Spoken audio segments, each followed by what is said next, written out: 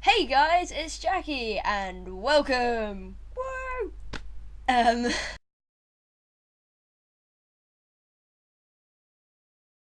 Welcome, and this is the first episode of the First Impressions series. Today we are looking at Supernatural.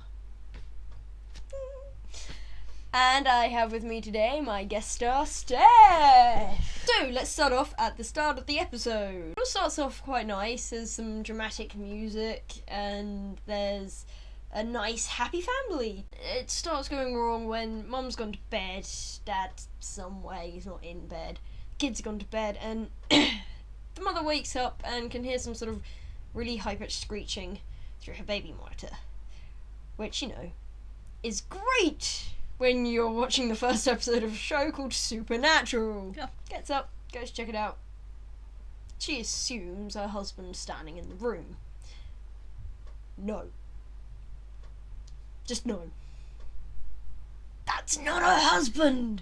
Goes downstairs and sees that the husband is actually fast asleep in front of the TV. Because he's clever. Because he's a So, obviously, she legs it back upstairs. And then you just hear a "Ah!" And yeah. You hear screaming. Daddy wakes up, runs upstairs, and well, baby's fine. Nothing looks wrong. Oh, there's blood on baby's bed. Oh, there's blood on my hand. Looks up. Oh, my wife is dead on the ceiling. And then the pretty flames come about. Oh, my wife's on fire, dead on the ceiling. I think I should get my kids out of here. Just a little bit. So he picks up his baby, obviously, and hands it to Dean.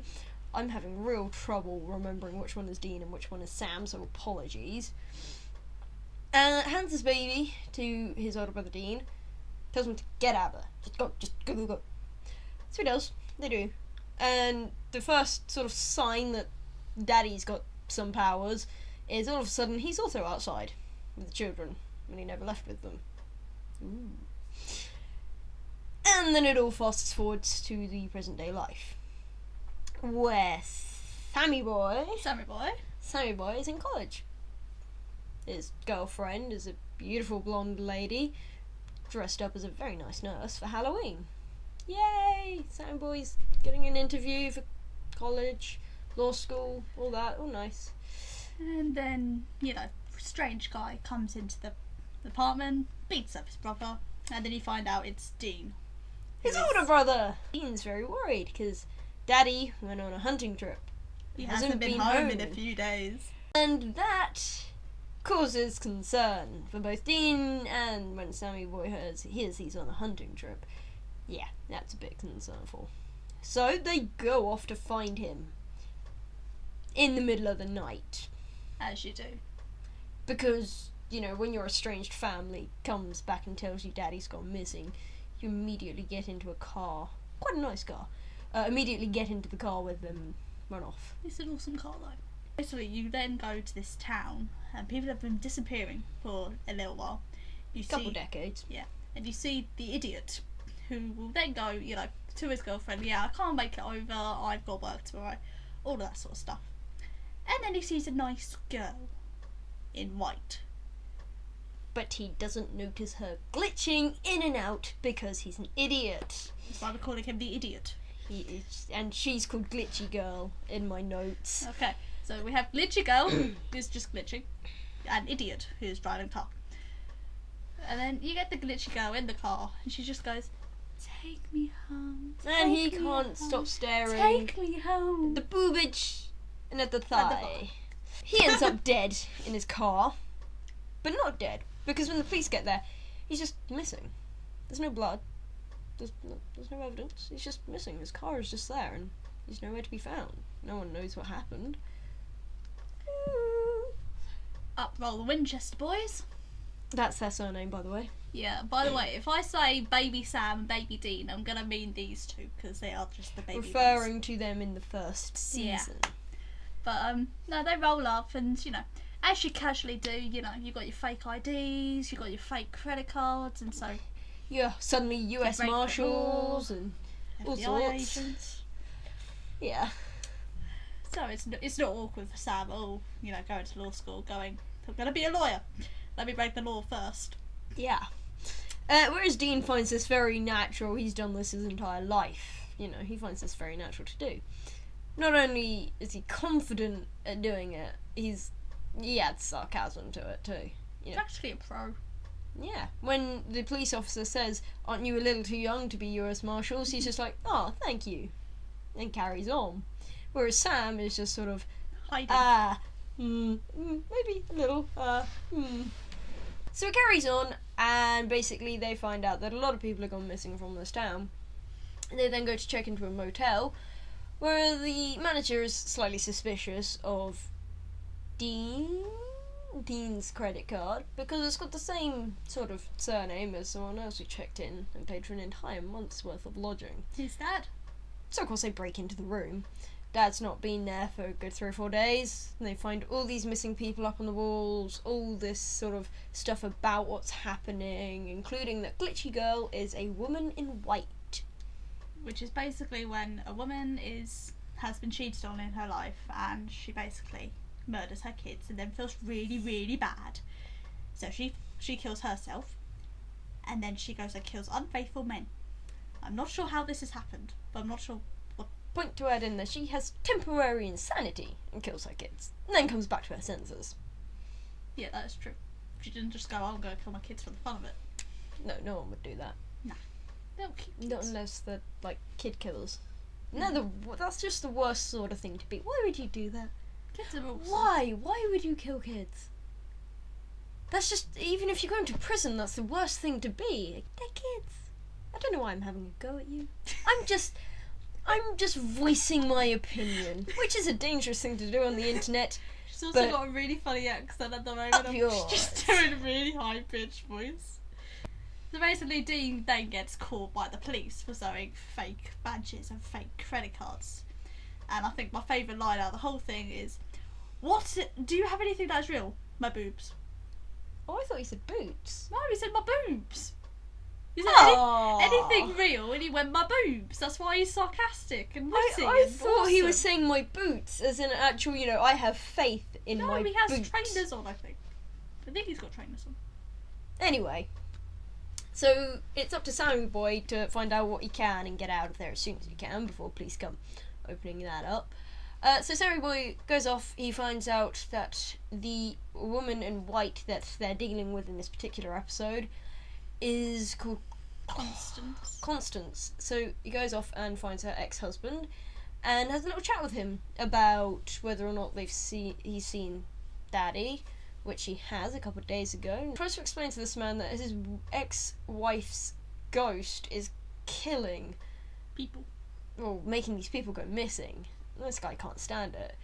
He explains that yes, he made a mistake or two, but he can't take it and tells Sammy Boy to go. So he does. Meanwhile, Dean is just getting interrogated by a police officer and getting asked what Dean 53-111 means. He gives the stupid excuse of my high school locker combination. No one believes you. No one. Sorry. Get better at lying. Does he get better at lying? Yeah, he gets better slowly, but it's still quite funny with the excuses he comes up with. Okay. So all of a sudden then the police get whatever numbers they use. 911 call. There's been shots fired essentially. They need to all go.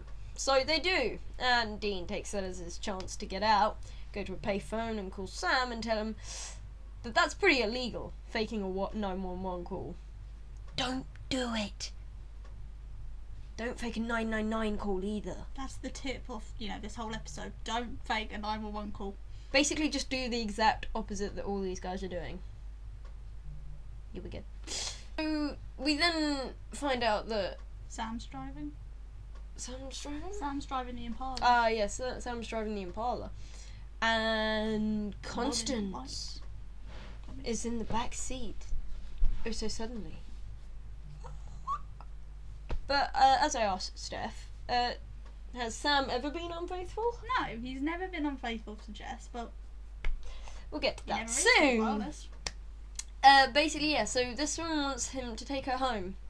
So he refuses. He absolutely refuses, because he knows that she'll kill him.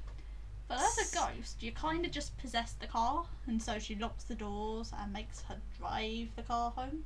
Yeah. Basically, she drives Not herself home in the car whilst blaming him for driving her It's home. not good. When they get to her house, she says, "I can never go home," sort of disappears. And turns back up on Sam's lap. Yeah, she's trying to get him to be unfaithful. And to his merit, it doesn't work. That doesn't work It didn't either. work.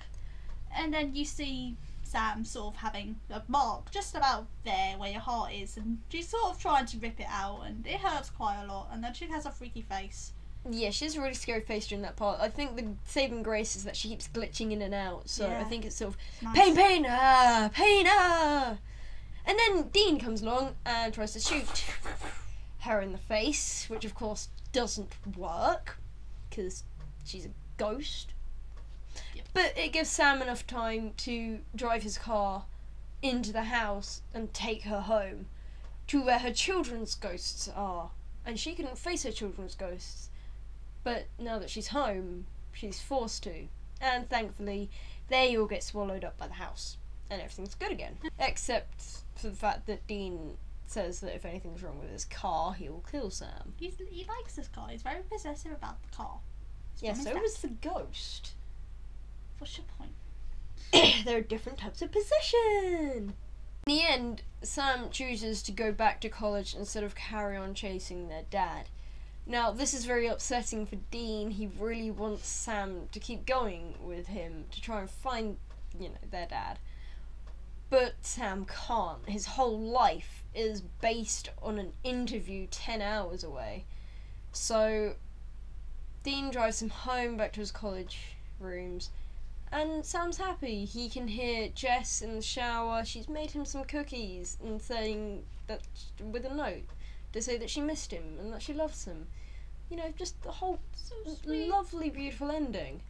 And then, so Sam goes to lie down on the bed, just rest a bit, because, it's been a hectic couple of days. Relax, just chill, take his mind off of everything. Then And there's then some the sad bit comes.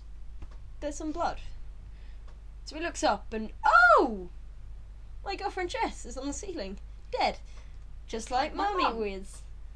So he screams, And there's fire. Just like Mummy. And then Dean saves the day. Yeah, Dean comes back, gets him out of there, and basically I feel like Sam is forced to choose hunting because he feels like he's got nothing left. Yep. No Jess. It's sort of like he feels the same way his dad would have for hunting whatever killed their mother, because it's obviously been the same thing, and it's the whole, well, I understand now, I got to find what killed her. And so they do. They go off and they try, that's the last thing they do, they go off and try and find Dad, really, to carry on. And that's when the episode ends. What can I say? Dean's a very confident, sarcastic character who really, really wants his brother to come back to the family and hunt like him and his dad did. Whereas Sam is very much wants a normal life, but in the end is sort of thrown into the supernatural phenomenon side of the world.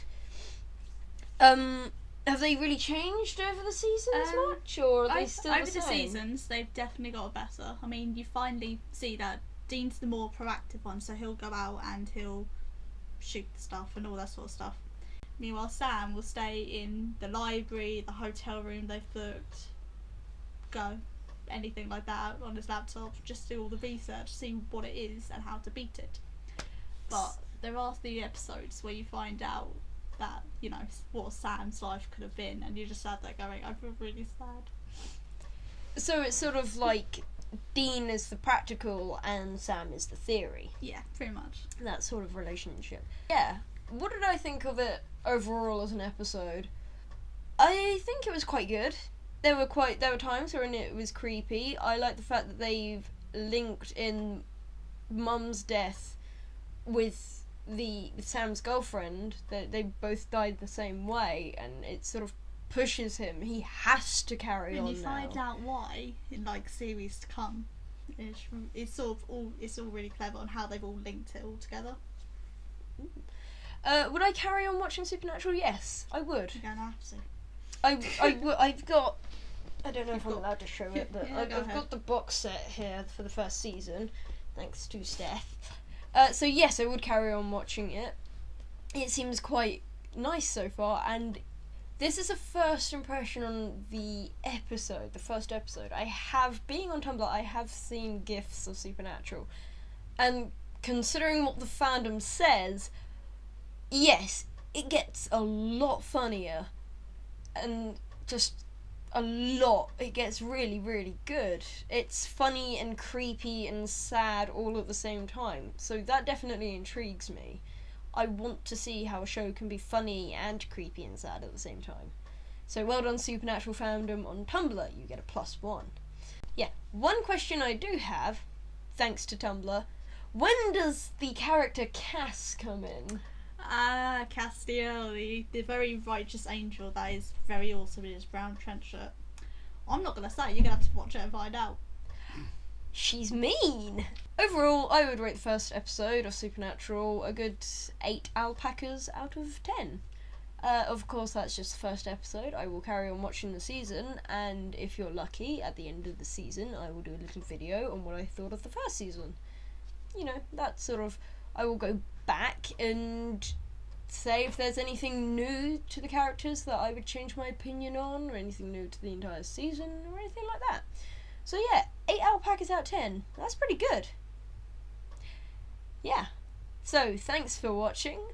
I shall see you next time. The next one, I believe, will be... Let me check that.